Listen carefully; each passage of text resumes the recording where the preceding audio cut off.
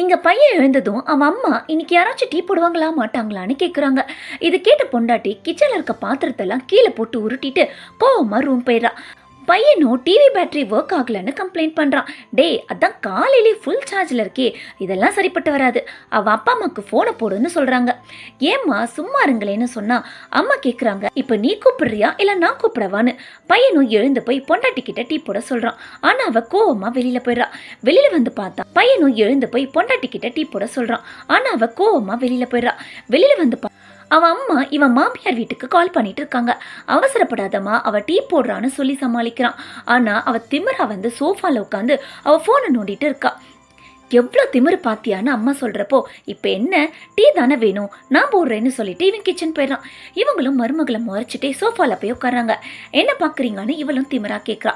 இவ்வளோ நேரம் முறைச்சிட்டு இருந்தவங்க லஞ்சுக்கு என்ன பண்ணலாம்னு கேட்குறாங்க. நீங்கள் என்ன சொல்கிறீங்கன்னு இவளும் கேட்குறா.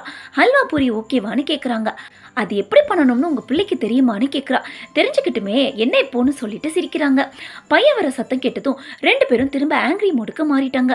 அந்த பாவப்பட்ட பிள்ளையும் ரெண்டு பேருக்கும் டீ கொடுத்துட்டு உட்காடுறான். ரெண்டு பேருமே டீ குடிச்சிட்டே குறுன்னு பார்க்குறாங்க. என்னடா இதுன்னு இவனும் புரியாமல் முழிக்கிறான். அப்போ அம்மா சொல்கிறாங்க, பரவாயில்லையே டீ நல்லா தான் போடுறேன்னு. அப்போ பொண்டாட்டி சொல்கிறா, அப்படியே லஞ்சுக்கு பூரி சுட்டுடுன்னு.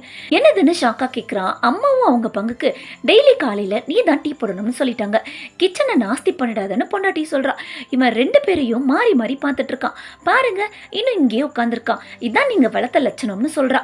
டே அவ என்ன சொல்கிறா பாருடா, உன்னை வளர்க்க நான் எவ்வளோ கஷ்டப்பட்டேன், போடா போய் பூரி சுடுன்னு சொல்கிறாங்க. அப்போதான் இவனுக்கு புரியுது இவ்வளோ நேரம் போட்டது சண்டை இல்லை ட்ராமான்னு.